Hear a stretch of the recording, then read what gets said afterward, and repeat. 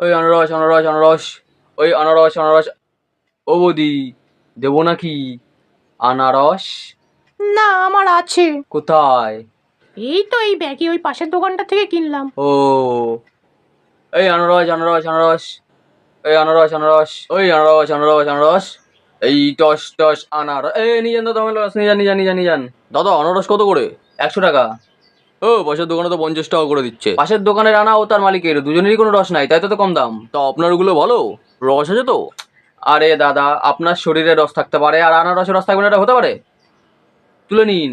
ওই আনারস আনারস আনারস, ওই আনারস, ওই আনারস আনারস আনারস। ও দাদা, ওই আনারস। আরে ও ওই দাদা। আনারস আনারস। কি হয়েছে? এ কেমন আনারস দিয়েছেন? এতে তো কোনো রসই নেই, পুরো ছেবড়া। এরকম আশ্চর্যজনক কথাবার্তা বলেন না।